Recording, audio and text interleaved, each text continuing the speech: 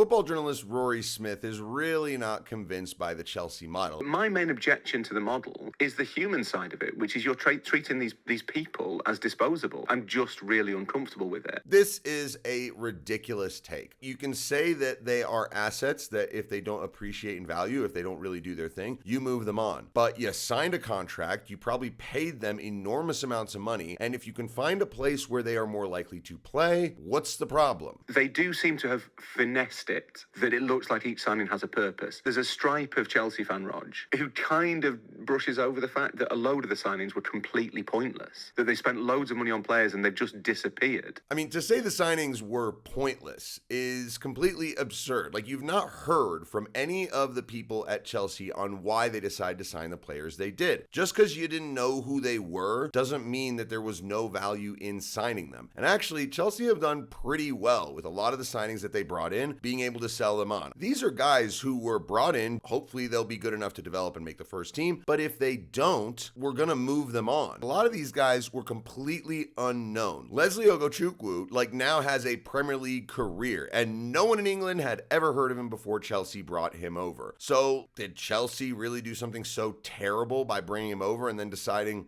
he's not really going to work for us, but we're happy to sell him to other clubs that might want to use him? I really don't understand why everyone is so uncomfortable with the fact that Chelsea are bringing in lots of players, deciding which ones they want, and then letting go of the ones that they don't think will fit the first team. Sometimes, like Christopher Nkunku, it's a little bit unfortunate because there's an injury at the wrong time. But a load of them, they just did them, didn't really play them, and then have sold them on. And that is Dewsbury Hall.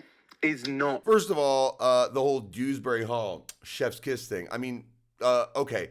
Do not tell me for a second Dewsbury Hall did not get extremely lucky. He was part of the reason Maresca came to the club. It was like, Leicester are willing to let him go, but you guys have to buy someone from us, so they took Dewsbury Hall. It was abundantly clear at the start of his Chelsea career that he was not really going to cut it long term. Dewsbury Hall also left Chelsea having won the Conference League, having won the Club World Cup. I'd say his 1 year at the club was pretty fruitful, and now he's going to Everton, where he will probably get a lot more playing time. I think there's a point at which the transfer market is being used for things it's not meant to be used for. So I just find this completely absurd. The way this current regime is doing it seems to be bringing in a lot more cash, and it's actually giving players good opportunities. So in my opinion, this take by Rory Smith is frankly a complete joke. But hey, haters gonna hate and winner's gonna win, and that's what we're gonna do this season.